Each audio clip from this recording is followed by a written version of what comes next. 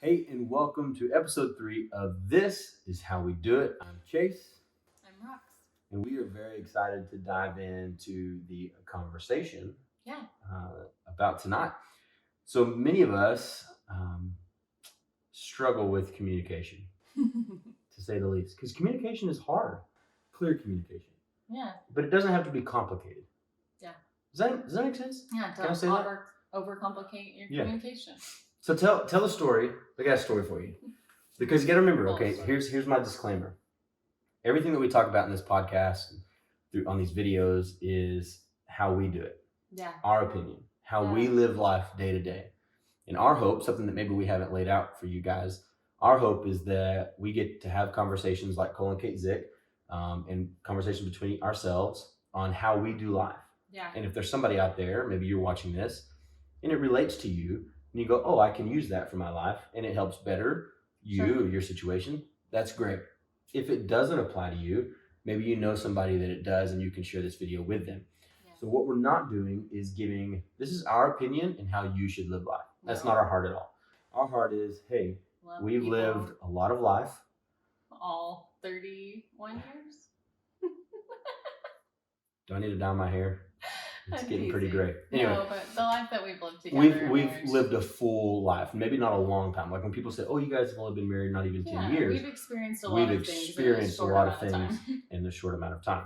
So we wanted to be able to share some of those stories and our struggles and wins and successes. And so we came up with This Is How We Do It. Yeah. So tonight we're going to be diving into a little bit of the stimulus check conversation and a lot about conversation. So tell the story today. I want to hear your perspective on what happened today here in our house. We had a breakdown in communication, and we had to just laugh it off. So let's hear. I want to hear your side of the story. Okay, my side of the story is this feels very. The rest of the story. I know. No, I do because people's perspective is all they know. Yeah. And my perspective of the conversation is probably a little bit different than your perspective of the conversation. Well, we talk a lot about how the way we perceive things, the way we see things, Enneagram, all that good stuff. But you came downstairs and we had to go do some things. We were out of the house, in the house, doing homework, doing whatever. We got really busy and it was like all of a sudden like 3:00. And so you came downstairs, you're working, I'm working, and I said, do you want to record tonight? And you said, no, I'm working on this. And so I said, okay. And my perception, we had a discussion before that we were going to record this episode tonight. Yeah. That it would be a good time. We had to already get up and get dressed, so it felt like a valuable use of makeup and hairspray. And so we were going to do that tonight. And you basically told me no, is what I heard, that we weren't going to. And I was like, okay, well, that's fine. I guess we can do it tomorrow. Mm-hmm. So tell me your side of the story. You're pretty spot on. We had this long conversation of, do you want to record tonight? No, I'm working on this right now. So in my head, my perception, my assumption was your tone was different. Do you want to record tonight's episode? Yeah. So I'm thinking right now, do you want to record tonight? And I'm like, no, you literally see me working. Like, I've got to get this out for church right now. Like, I've got to get this done. You just kept saying, well, do you not want to record tonight? I'm literally looking at you clear as day. And then we get this moment where we're like laughing. Listen to what I'm saying. No, I'm working on this. Okay, well, do you want to record tonight? I'm looking at my kids like, am I not speaking clearly? The kids were looking at us, and we were looking, because they were just as confused as we were. We had a potential moment for extreme frustration and extreme conversation breakdown. Yeah. But we had to laugh it off because what Rox was saying was, hey, later or this evening, do you want to record? Yeah. What I was hearing was, do you want to record tonight? Do you want to record tonight's episode right now? Yeah. And we live in this world of assumption that can break down communication so fast. Yeah. I think assumption is a killer of clear communication. Absolutely. And I think that's kind of what we want to dive into tonight, and a little bit of the stimulus conversation and how we've communicated about that. Yeah. And I just think that communication is so important because we've always lived by one statement. And I'm not even going to say it, and I guarantee you know what it is. What is our one sticky statement we live by? Okay, let's say it together. Okay. 3, 2, 1. say what you mean and mean what you say. We literally have lived by that the whole time we've been together. Yeah. And a lot of people look at us like, we haven't always done it great. Yeah. Yeah. Because I would get frustrated when I would come in from working. Rox would be cooking dinner or doing whatever it is she was doing. I'd say, hey, how can I help you? Yeah. And she would say, oh, don't worry about it. I'm good. Well, in my head, I'm like, okay, this is one of those moments that guys in like small groups talk about. Like they're going to say, no, I'm good. But what they really mean is you better take out the trash and you better get on things. Look around. Don't you see something? What, don't you see me peeling potatoes? Can't you come do this? Like whatever. So we just made the assumption, whatever your situation is. Taking that pizza out of the box. That's right. Yeah. Don't you see me ordering Domino's through DoorDash out here in the boondocks? Anyway, what we've lived by is what you say is exactly how I'm going to interpret it. If you tell me, no, I don't need anything, or I'm good, or hey, why don't you go sit down? You've been at work all day, or why don't you go play with the kids? They've missed you. That's going to be my assumption. Mm-hmm. And if you come in and you say, hey, how was your day? And I say, my day was good. That's your assumption. Sure. Is that it was a good day. So I think, and it's kind of dangerous to get into. Yeah. Because that's not how everyone communicates. And we kind of had to come to a place, and I don't even know, it was really early on, but at some point where we determined this is how we're going to communicate, because otherwise there's just so much frustration and assumptions. And I think it was honestly when we started our journey in foster care, because life kind of became overwhelming. We had 3 toddlers and didn't have family around, and you were working a lot, and it just kind of was one of those. And I have a tendency to control every situation, and I don't like the way you load the dishwasher, so I would rather do it 2 hours later than you do it the wrong way. And so in reality, I was working through a lot of things where it's like, actually, I need you to unload the dishwasher because we're about to eat. And there's also that side of like, if I come in and I see you doing something in the kitchen, like unloading a dishwasher, I should just jump in. I shouldn't have to ask. Right. But there's been times to where I've jumped in and you've said, hey, I'm good. Why don't you go chill? Why don't you go play with Shep? Whatever. Yeah. And so I've just had to be like, this is weird because I know I'm supposed to be helping, but what you're telling me is to go help in other ways. Yeah. Go help Shepherd do something, or go help Daisy find her Crocs for the 15th time today, or whatever it is. And we've just lived by say what you mean and mean what you say. And we even tell our kids that, like, we have one of our children that will just come and kind of sit close or just kind of stare at you. And it's like, you can do that. Like, do you need something? Yeah. Well, maybe. Like, no. Say what you mean. Mean what you say. And so not only does it help in your, I almost said spousal conversation, your marital conversations. Spousal. Anyway. Not only does it help in your marital conversations, it helps in your relationships, your friendships, your relationships with your kiddos. Crucial conversations. You can... Ooh, crucial conversations. You can eliminate needing to have crucial conversations if you say what you mean and mean what you say, even with friendships. Like, if you said, I'm going to come and clean your house and bring you dinner and watch your kids, and then you get a text of like, hey, I'm going to take you up on that offer. Like, that's what you said. And when we do that all the time, like, hey, let us know how we can help you. Because we have such a heart to serve. And then it feels like when someone reaches out, it's like, oh, I don't know, it's not a good time for me. Yeah. But that's what we said. But when we get the text of, hey, we need some help. Hey, you know what? Yeah. We said it, we'll be there. And I think it's just, not only does it help us with our integrity and our character, but it helps us live our purpose and our goal of we want to serve families and young families with kids. And we know that chaos just happens out of nowhere sometimes. And it's like, it's okay to say I need help, and that's another conversation for another time. But like, it's okay. That was a hard lesson I had to learn this week. Mm-hmm.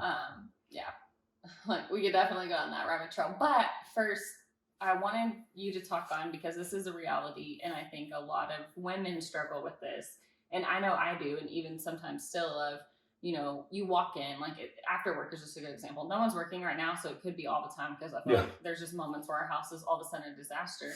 And it's like, well, we're in conversation and conflict. It's like, well, didn't you see that the whole house was a wreck, or that there's water over the bathroom floor? And you're like, no.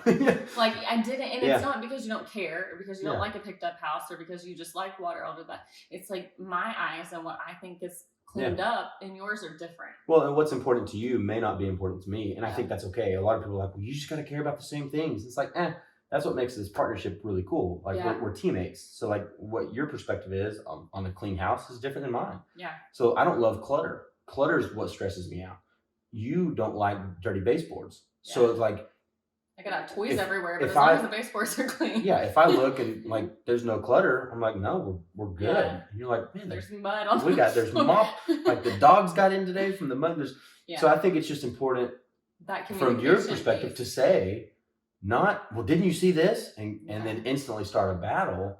It's just to be clear and say, hey, could you please pick up the toys? Once you get in and you debrief in the day and you take a minute and go say hi to the kids, do you mind doing X, Y, and Z? Yeah. Do I mind doing X, Y, and Z? No. Not at all. Yeah. But just sometimes I just miss it. Yes. And I think a lot of people give that perspective of like, well, you're just lazy or you're just being a guy. Call it what it is. Yeah.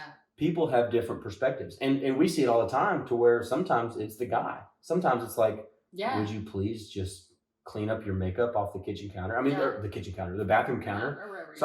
Whatever it is.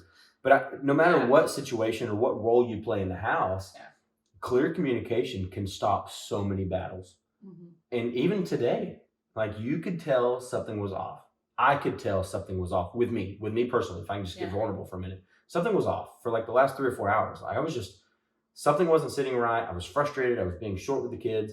And honestly, a big part of that is I didn't get to spend a ton of time fixing things outside or mowing the grass or fishing up at the pond. Like there's a lot of things that I just didn't get to do today that I wanted to do. Our day just kind of flew by. And in my head, I had a checklist of all these things I wanted to do. And so I just kind of disappeared outside. And I loved it because about 10 minutes went by and you came outside. And you just said, are you okay? And I knew, which was a good question. It was a great question. And I knew that if I say what I mean what I say what I mean what I say, if I do that, then this could go really well. If I don't, then it's just going to be the rest of the night in frustration. So you said, are you okay? And I said, no, I'm just off. Like, can't explain it. I'm just off. Which is also a really valid answer. And I think there's a couple of things there, kind of going back to the way you even see, whether it's the house or whatever, the laundry piled up or anything. I think that goes, again, back on whichever spouse it is that has that preference or needs help or whatever situation of actually communicating really clearly on their end of, I know you may not see this, and also not getting frustrated if you don't clean up, if you don't wipe down the baseboard, but you picked up all, like, you can't go back as a wife or as a husband and say, well, you did an okay job, but you didn't clean up like they're a child. If they, you help me, it's help. Well, we hear this sometimes from our friends, like, I just wish they would want to take out the trash. Okay, well, nobody wants to take out the trash. And if you said that, I'm not making fun of you. I'm just trying to get a reality check on how we communicate of, I don't want to take out the trash. Yeah. You don't want to take out the trash. That's why I love kids. But it's got to be done. It's just a house chore. And sometimes our kids do it. Sometimes we just communicate to each other. Yeah. Hey, while I'm doing this, will you run the trash out? But not being frustrated about the way you do it. So just because you don't load the dishwasher the way I think, or you don't wipe down the counters and light the candle and dim the lights just because I like to do that in the kitchen at night, doesn't mean that you didn't pick up the kitchen or clean the range. And I think it goes back to another conversation we had earlier today on, you can't make a withdrawal if you don't make deposits. Yeah. And I think a lot of communication comes from relationship. And if I constantly ask Roxy to unload the dishwasher and I'm asking something from her that I'm not willing to do or appreciating her, I'm never making deposits. I'm only withdrawing, and eventually my bank account's going to be overdraft and the bank's going to shut down. You know what I'm saying? But it's a marriage podcast. We had that last week. We don't ever withhold sex. That's not healthy. I'm just teasing. But that's the reality is I can't just constantly say, hey, will you, if I'm not willing to say yes when you ask me to do something. Sure.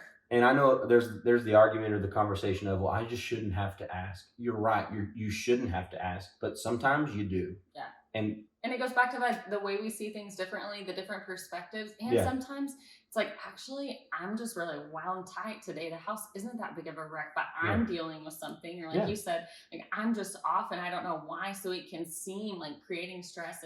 And there could have been a moment there. You could have answered, I'm fine, when I knew you weren't, because I know something was off. And that's totally fine. But if you Yeah. would have said, no, I'm fine, there's also a moment there of like losing trust in that Yeah. communication. Yeah, Where it's absolutely. like, Where I could just shut down and try to be a guy here and well, be like, or I'm good. I think a lot of people just say I'm fine because they don't know why they're not, or Yeah. they don't know what they're feeling or experiencing or whatever, Yeah. which is fine. Like, but at the same time, I'm just saying like I'm okay, but something's off, and I Yeah. don't know what. And it's like, okay, All right. like as Well, long as what we're can we clear do? on that. And so we teamed up. Yeah. I went and ran an errand. It took me about 20 to 30 minutes to run to town and come Yeah, back. just have some space. And I had some space, and I got Didn't to hurt my feelings.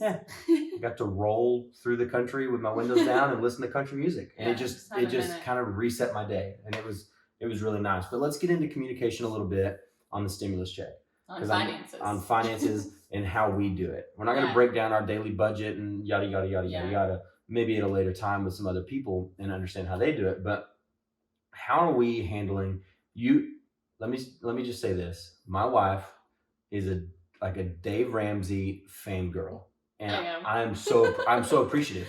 Like a lot of people are like, well, don't you guys do the finances together? Yes, we do the finances together, but Rox drives the ship of the Dave Ramsey plan. Well, the day-to-day, the groceries, like just Like she just that's what I'm doing. We agree on a budget respectfully, and I sometimes have to say, I don't feel good about spending money on this. Like, and we have that biblical understanding of yada yada yada. Yeah. But when it comes to the day-to-day operations of our financial journey of getting out of debt, you are Queen Latifah of our finances. And that's what I want you to dive into and talk a little bit about the Dave Ramsey, the stimulus check.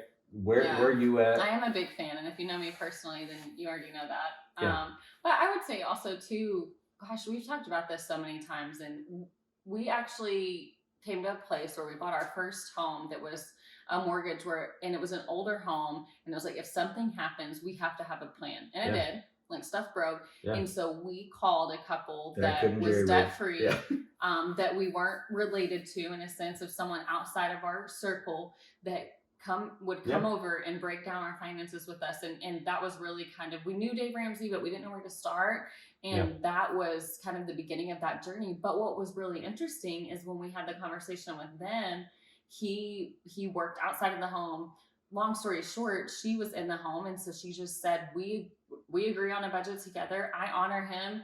He honors me in decisions and things that we're, saving for and want to buy. But she kind of did the day operations. They had a spreadsheet. We used the Every Dollar app, and just entered that and made sure it all leveled out. And we had this aha moment. Let me stop you there, because guys, we get a lot of slack for your wife just runs the show. Let me tell you, I like to spend money. Mm-hmm. I like new things. I like to look fresh. I want new kicks. Like I like having, it's part of, I like having hobbies. And when I do hobbies, I want to have all the things for every hobby. So I can recognize my weakness as a finance operations manager for this house. I can see that it's a weakness of mine, because if I see a little bit of extra in the budget, well, instead of putting it down towards debt, I want the short-term satisfaction. Yeah. But we just got done having a conversation about the long-term goal versus the short-term satisfaction. So Roxy has a gift for staying on task. It's, part of her Enneagram is just, very driven and rigid. And my Enneagram number, my life, the way that I'm made up is hobbies. I want to have fun and experiences. And so we had to figure out, how can we line those two up? How can she still honor me as the husband and as the man of the household and keep biblical principles, while also me not running our finances into the ground? Yeah. Because it's a weakness. And I'm vulnerable enough and open enough to say it's something I'm working on, something I'm getting a lot better at as I mature. Yeah. Like over the past couple of years, I feel like I've really been able to say, let's wait on that another couple of months, yada, yada, yada. Or I'm not going to buy that, or Yeah. And so I think that's where we're at. So guys, listen, if this is a step you have to take, don't be prideful in, well, the guy just has to sit down at the end of the month with a checkbook and write the bills. How we do it, it doesn't work that way. Yeah. And it could be roles over, there's lots of scenarios there that you can figure out how you do it and what works best for you. But just be open to the conversation of vulnerability and saying, it's not a strength of mine, but you don't use that as an excuse either. I don't want to know how much the bills are. I'm not going to budget. No, I'm very involved. You don't ever throw your hands up. You're in it every day. And so rewind. Stimulus week. Yeah, it feels like that's the talk of social media and opinions on opinions. I'm going to Paris, something You random. go for $41. No, I mean, not to have an opinion on the stimulus, but we received the stimulus check in our bank account. Thankfully, I had direct deposit set up with the IRS into our savings account, so it didn't go into our main checking account. But I told you immediately, hey. And so our first reaction was like, okay, well, thank you, Lord, for this extra income, essentially, because that's what it is. And then it was like, okay, we really need to, take a minute and let's figure out like what we need to do or not need to do with this. Our personal finances have not been impacted. Praise Jesus throughout this. And disclaimer for this: if your personal finances have been impacted, absolutely, maybe this model doesn't work for you. Maybe this is something that you would dive into a little bit more with Dave Ramsey. Get a little bit more of financial help versus maybe saving it or putting it towards debt. What the stimulus was intended for. Use the stimulus the way that it is. Fortunately, my job hasn't been impacted and her job hasn't been impacted. So we're gonna go another route.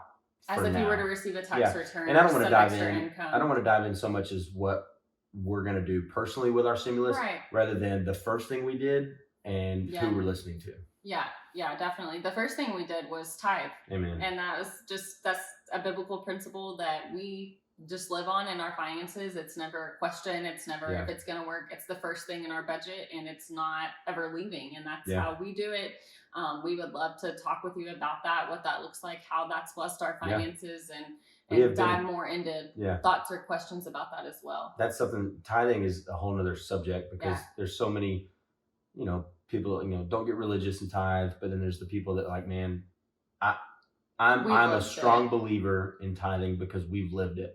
We've tithed when we didn't have money to pay the next bill and money showed up in our mailbox or bills have been paid for us. And that's not the only reason we tithe. It's just a piece that we have is that this is how we're going to do it. We're going to remain faithful to God, and he's going to remain faithful to us. And that's going to be our first commitment. It puts our life in a surrender, saying no matter what situation we're in, we're going to give to God, who was first courteous and generous to us. We're going to be generous back to him first. So that's why we tithe. Yeah, absolutely. So we did that first. And then second, I immediately wanted to see what Dave Ramsey had to say. So I'm looking at his social media, and I already knew because he has an amazing plan. If you're not familiar with financial peace, he really breaks it down super simple to have a savings, an emergency fund, and also to snowball your debt to get completely out of debt. And so I would say if that's something that you're interested in, this extra time and extra room for conversation with your spouse is a good time to dive into that. And Dave Ramsey actually, for the first time ever, he has a free 14-day trial, and we are not paid. This is not an ad for Dave Ramsey. Not a paid advertisement. We're just a big fan, like, and we want you. It can change your life. So we'll link the description. I believe it's just DaveRamsey.com. Yeah, as soon as you go to DaveRamsey.com, you can see, and it's really interesting. He's actually never offered this for free. And if you listen to him, because he talks about your financial future being an investment.